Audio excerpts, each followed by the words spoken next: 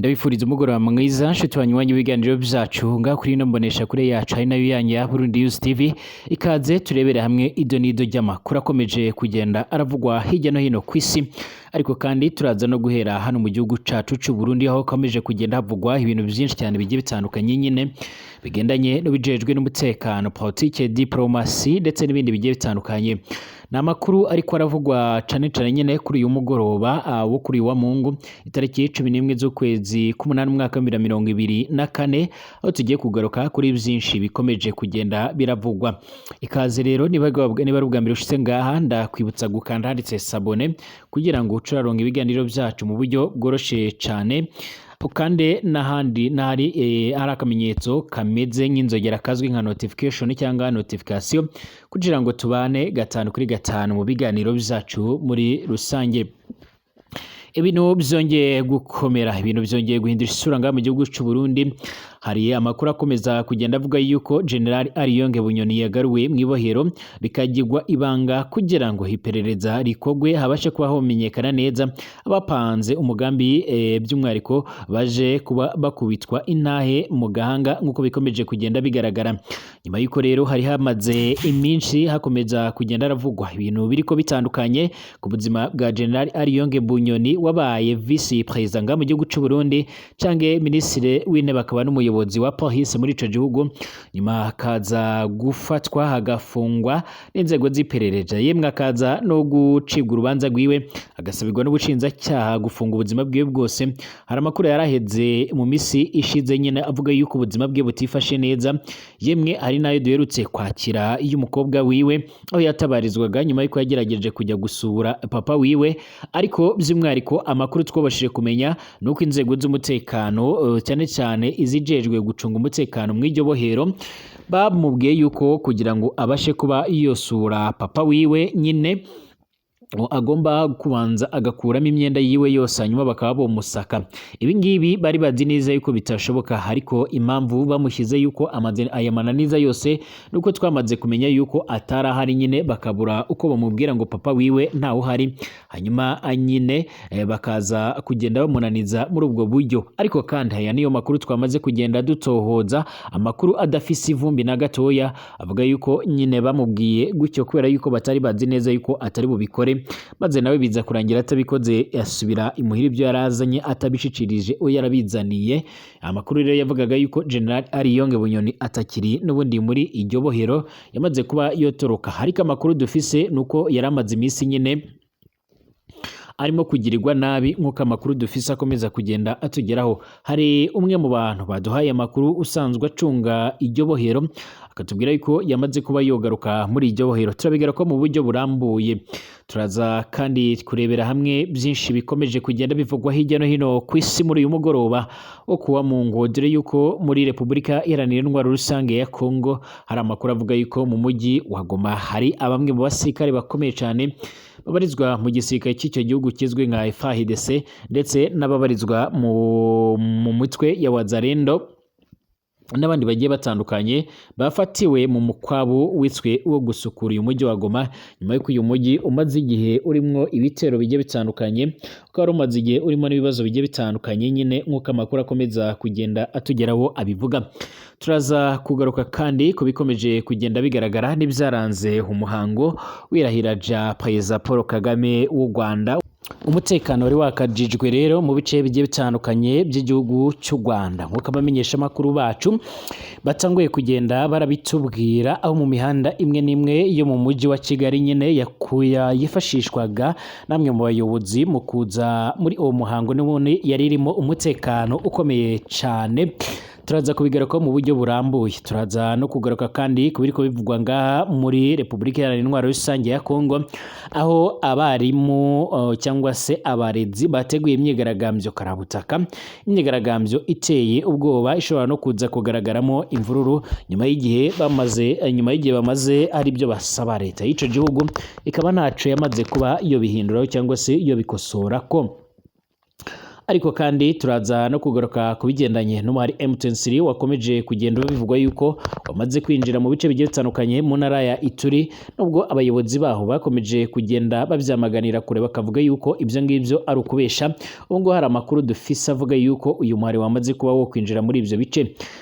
Perezida Vladimir Zelensky uyoboye igihugu ca Ukraine yamaze kwemeza neza yuko yatangiye gucana umuriro ndetse udateze no kuzima imbere mu gihugu cy'u Burusiya, nyuma yuko icyo gihugu cyari kimaze igihe nacyo cyarabajengereje kigaye ibitero bikomeye cyane imbere muri Ukraine. Ubu ngubu rero ibintu bikaba byamaze kugenda bihinduka, ingoma zikaba zahinduye imirisho, umugani w'umurundi nyine ndetse n'umunyarwanda kuko bakunze kugenda barabivuga. Nkuko rero amakuru akomeza kugenda tugera bivuga, hamaze gushyirwa hagaragara amakuru agendanye n'imodoka by'intambara biriko birinjira imbere mu gihugu cy'u Burusiya, bikomeje kugenda bituma igihugu cy'u Burusiya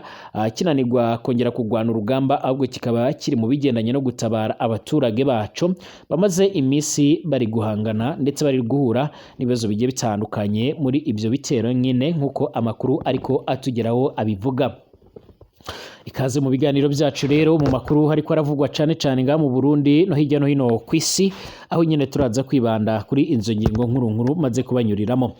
Waba nkurikiye ngaha mu gihugu cy'u Burundi rero mu bice bigiye bitandukanye, mu ntara zigiye zitandukanye ndetse no mu makomine agiye atandukanye, mwese ndabahaye ikaze, ndabifuriza gukomeza kugira ibihe byiza ndetse no kwifuriza umugoroba mwiza cyane kuri iyo wa Mungu, mu rwego rwo kugira ngo amahoro y'Imana akomeze kubana namwe. Abadukurikira ngaha mu Rwanda bamaze no kugira umunsi mukuru nyine wirahira rya perezida wabo Paul Kagame, nabo reka tubifurize ibihe byiza. Abandi bari mu bihugu bigiye bitandukanye hirya no hino ku isi, ku mugabane wa Afrika, ku mugabane w'Uburaya, Aziya, Australia, Amerika ndetse n'andi hose, mwese ndabahaye ikaze mu biganiro byacu, mbabwira ngo aha niho ushobora kuba woronka amakuru agiye atandukanye yagezweho ariko aravugwa cyane mu bijejwe n'umutekano, politike, diplomasi ndetse n'ibindi bigiye bitandukanye. Ikaze nyine tuyatangurira ngaha mu gihugu cy'u Burundi.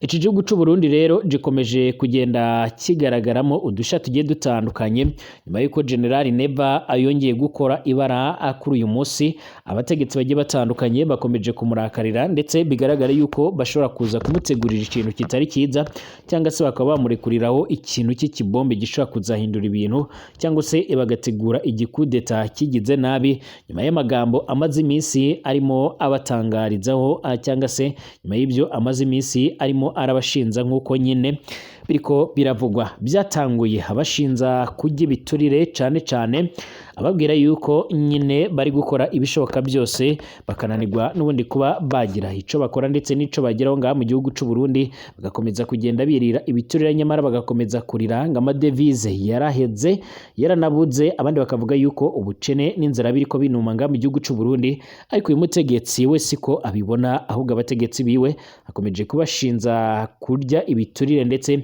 n'ibindi byaha bigiye bitandukanye, ariko kandi akaba akomeje kugenda anabamenyesha anababwira yuko ari n'ibibore mu mutwe, nyuma yuko nyine ngo batari ko bahuza ku bigendanye n'ibyo bakabaye bakora ngaha muri kino gihugu cy'u Burundi. Nyuma y'ibyo byose bamwe mu bategetsi yabashinjije rero ko bariko biba amafaranga aturuka mu makawa ndetse n'ibyayi nyine ndetse no mu bindi bikorwa bigiye bitandukanye, ariko gushika none yongeye kwifatira umweyo mu mashusho akomeje kugenda agaragara ku mbuga ngurukana bumenyi, amwerekana harimo akubura bimwe muri bimwe mu bigo bigiye bitandukanye bisanzwe bifise ibyicaro bikuru nyine ngaho mu gihugu ca Burundi ndetse na Bujumbura, aho yavuze yuko nawe ari urugero ariko abahereza, ariko avuga yuko abayobozi b'ico gihugu bakunda umwanda, ndetse akaba yakomeje kugenda anagaragaza neza yuko n'ubundi mu gihe baba bakomeje kugenda bagaragara batyo n'ubundi ngo yotangura abirukana bose agashiraho abandi nk'uko biriko bivugwa, cyangwa se nyine nk'uko amakuru akomeza kugenda atugeraho. Kuko rero amakuru yakomeje kugenda abivuga nga muri kino gihugu cy'u Burundi, nyiricubahiro Evariste Ndayishimiye nyuma yo kugaragara afise umweyo arimo arakubura, kongera kugaragara arimo arayora imyanda nyine, hari abatanguye kugenda bavuga yuko iyo bafise ikibazo kinini mu mutwe, aho bamwe badatinya kuvuga yuko n'ubundi nabo ahubwo baba bategekwa n'icibore, abandi mu bitekerezo bagiye batanga ku mbuga nkoranyambaga nyuma yo kugenda barabona ayo mashusho mashusho nyene bavuze yuko ari ubwa mbere babonye umutegetsi nk'uwo, ndetse bamwe baranibaza bati iki cyumweru wavuze kigiye gutangura aricyo gukora isuku, aho yavuze yuko nta muyobozi n'umwe ugomba kugaragara mu biro. Yagize ati ese abari basanzwe bakora ayo masuku cyangwa abapranto bazojya mu biro bakora akazi abo banyabiro bakoraga, hanyuma abo banyabiro nabo binjira mu kazi ko gukora isuku? Ni ikibazo abantu benshi bakomeje kugenda bibaza. Perezida w'u Burundi nyine nyiricubahiro Evariste Ndayishimiye kuri uyu wa 10 Kanama mu mwaka 2024 yahagaritse akazi ke ajya gukubura ministeri zigiye zitandukanye mu rwego rwo gukangurira abayobozi kwimakaza isuku aho bakorera, nyuma yuko iki gihugu gikunze kugenda kiba icambere mu kugwaza ingwara zigiye zitandukanye ziganjemo ingwara zituruka ku mwanda. Perezida w'u Burundi nyine nk'uko bikomeje kugenda bigaragara, yakomeje kugenda abereka neza urugero, ndetse anasaba yuko uwazosanga mu biro guhera muri iki cyumweru tugiye gutangira ngo azoba afise akaga gakomeye cyane. Aya makuru yemejwe rero n'ibiro bya perezida w'u Burundi Ntare Rushatsi, bigira biti rero umukuru w'igihugu nyakubahwa General Neva nyiricubahiro Evariste Ndayishimiye yasuye bitunguranye inyubako za ministeri zigiye zitandukanye n'ahandi hahurira abantu benshi cyane, arahasukura. Yasabye abayobozi n'ubundi guhindura imyumvire bagatanga urugero rw'isuku aho bakorera, aho kugira ngo bategereze yuko bazicara mu biro bakaza kubikorerwa, ndetse n'ababikora ntibabikore neza. Ubwo nyiricubahiro Evariste Ndayishimiye rero yasukuraga imbere ya ministeri ishinzwe ubuzima ndetse no kurwanya umugera wa sida, yavuze yuko biteye isoni kuba ku nyubako ziyubashye hagaragara umwanda uriko uteye ubwoba nyine. Uyu mukuru w'igihugu kandi yanahaye abayobozi bagiye batandukanye icumweru cyo gusukura inyubako bakoreramo guhera ku itariki 12 Kanama umwaka 2024, abamenyesha yuko mu gihe batazabyubahiriza azabasanga mu biro byiwe meze akaba yobisohoreramo. Ati abarundi bakunda ibiruhuko kubi cyane, nta kamaro rero ko kwicara mu biro, bose mbakuye mu biro. Ico cyumweru tugiye gutangura n'icisuku nyine, uwo nzosanga yicaye mu biro byiwe ni njyewe uzamwisohoreramo nkamutunumura, kandi kuwa mbere nzajenguruka umujyi wose, nibabanze n'ubundi bakubure, nitugera ku isuku nziza n'ubundi tuzajye no mu bindi bikorwa bigiye bitandukanye. Mu binyuze rero ku marama, yagize ati mu binyuze kuri amaradiyo yose bazasubira mu biro nje kwirebera uko isuku imeze. Perezida Evariste Ndayishimiye yanavuze yuko ariko kandi abaganga ndetse n'abacamanza bo bemerewe gukomeza akazi kabo muri kino cyumweru mu rwego rwo kugira ngo imirimo yabo ikomeze kugenda n'ubundi irakorwa, ndetse abarundi babashe kuba bokemurirwa ibibazo bafise. Gushika none rero aya mashusho harimo aragaragaza nyir'icyubahiro arimo arakubura, abandi bakaba bakomeje kugenda bamuhereza inkwenene. Ibyo gukangisha rero bamwe mu bategetsi ngaha mu gihugu cy'u Burundi basanzwe banamufitiye ishari, aho we yavuze yuko harimo abayobozi basanzwe bafatanyije kurongora icyo gihugu ngo batajya bishimira yuko u Burundi bwoba butekanye. Aba bategetsi bakaba baramaze no kugenda bamwe banamenyekana yuko baba bafise gahunda ndetse n'icemezo cyo kuba bifuza kuba botembagaza ubutegetsi bwiwe. Akomeje kugenda agaragaza neza yuko n'ubundi abo bategetsi antaco bamaze, ariko bo ku ruhande rwabo bakaba bazabiranyijwe n'uburakari, bavuga yuko n'ubundi mu gihe yaba akomeje kugenda abagaraguza hagati nabo bashobora kuba botangura kumutegurira ibihe bitari byiza. Abategetsi basanzwe bakomakomeye ngaha mu gihugu cy'u Burundi n'ubundi basanzwe banafise ijambo rikomeye, baje kugenda bikoma nyir'icubahiro Evariste Ndayishimiye, bavuga yuko n'ubundi nubwo ari umukuru w'igihugu atakabaye abagaraguza hagati nyine kuri ubwo rwego, akaba baje kugenda bamenyesha yuko nabo bafise ibyo bashinzwe ndetse bafise n'ubushobozi. Ariko kandi ibi byose birasha bishira ku bigendanye n'imyiyorokano ishobora kuzatangura muri iki gihugu, ndetse bikaba bishobora kuzatanga isura mbi muri icyo gihugu. Muri Repubulika Iharanira Intwaro Rusange ya Kongo, ihuriro ry'abarimu bigisha mu mashuri abanza ndetse n'ayisumbuye muri Repubulika nyine Iharanira Intwaro Rusange ryateguje ko bateganya gukora imyerekano mbere y'uko umwaka w'amashuri wa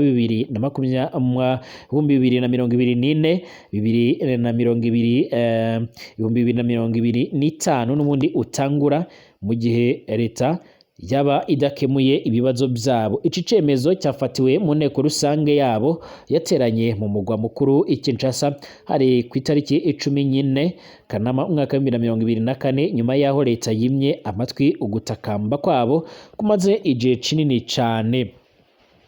Kimwe mu bibazo byatumye rero abarimu batakambira leta harimo gutinda kubaha imishahara yabo ku buryo n'amezi ashika kuri 3 ashobora kuba yoshira nyine badahembwa. Ibi bikaba byaratumye nyine abo mu ntara ya Mainema banga kwigisha muri Mata umwaka wa 2024. Aba barimu basaba kandi yuko umushahara wangana kubigisha ndetse no ku rwego rumwe abafise amashuri mu mashuri yisumbuye bagakomorerwa n'ubundi ku mafaranga ishuri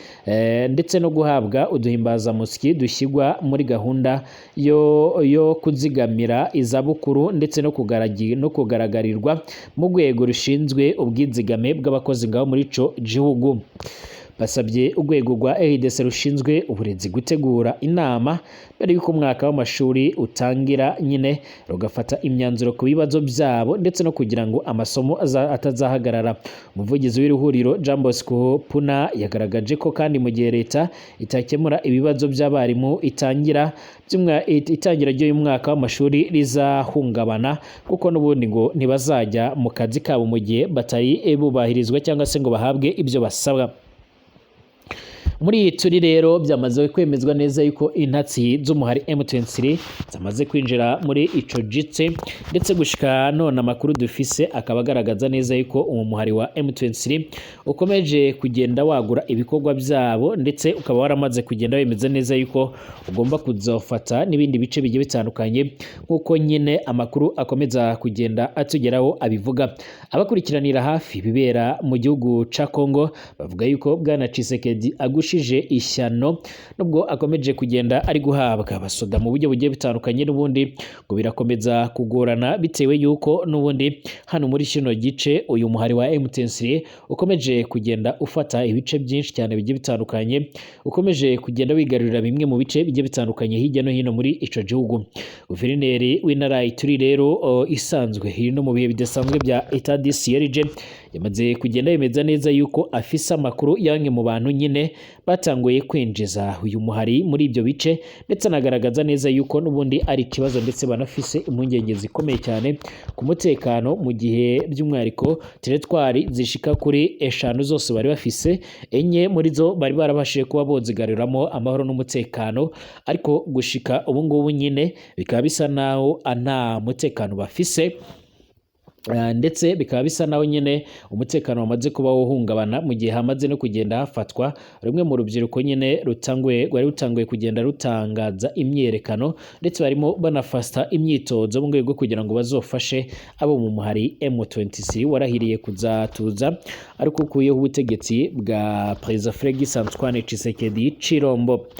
Mu Rwanda uyu munsi hiriwe umuhango w'akataraboneka wirahira rya perezida w'ico gihugu wongeye gutorerwa manda y'imyaka ishika kuri 5 nyine, akaba ari manda ya 4 yongeye gutorerwa mu matora yo mu kwezi guheze, yaje gutsinda ku kigero cy'amajwi 99 n'ibice birengaho hafi 100%. Ibyo batavuga rumwe n'ubutegetsi bwiwe cane cane ababarizwa mu mahanga bananiwe kugaruka mu Rwanda bakomeje kugenda bamiriza ko ari akamaramaza kubona amajwi angana gutyo, bakavuga yuko nyine yoba yaribwe, ariko kandi abanyarwanda benshi bari bakomeje kugenda bagaragaza neza yuko bishimiye kongera gutora uyu mutegetsi, bemeza yuko yabagejeje kuri byinshi ndetse arakomeza no kugenda abageza kuri byinshi mu iterambere ryabo mu bigendanye n'umutekano, ubuzima bwiza ndetse n'ibindi umunyagihugu wese ashobora kuba yokenera. N'umuhango witabiriwe n'abategetsi bagiye batandukanye hirya no hino ku isi bagizwe n'abaperezida ndetse n'abakuru ba za guverinoma ndetse n'abahagarariye imiryango igiye itandukanye, imiryango mpuzamahanga. Mu kanya turaza kugaruka no ku bitero bikomeye cyane aho Perezida Vladimir Zelensky asanzwe arongoye igihugu ca Ukraine yamaze kwemeza neza yuko yatangiye gucana umuriro udateze no kuzazima muri kino gihugu cy'Uburusiya imbere, akaba ari n'ubwa mbere nyine icyo gihugu cya Ukraine kigabye igitero gikomeye cyane hano imbere indani mu gihugu cy'Uburusiya nk'uko amakuru akomeza kugenda atugera bivuga. Iki gitero cyarakaje bikomeye cyane Perezida Vladimir Putin w'igihugu cy'Uburusiya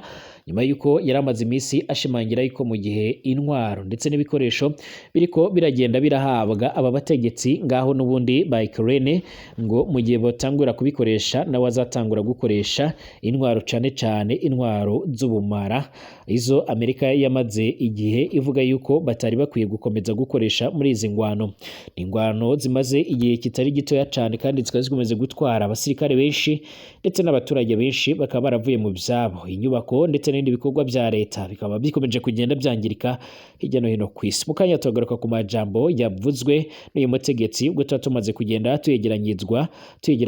nyine n'abandi bamenyesha amakuru bacu bariko babitunganya. Ni Burundi News TV, nimbonesha kure imwe rudende ucuraronka amakuru n'ibiganiro biryoshye kandi bigaruka ku makuru akomeye cane agendanye n'umutekano, politike, diplomasi ndetse n'ibindi bigiye bitandukanye. Munyemerere twongere gusura amasaha ari imbere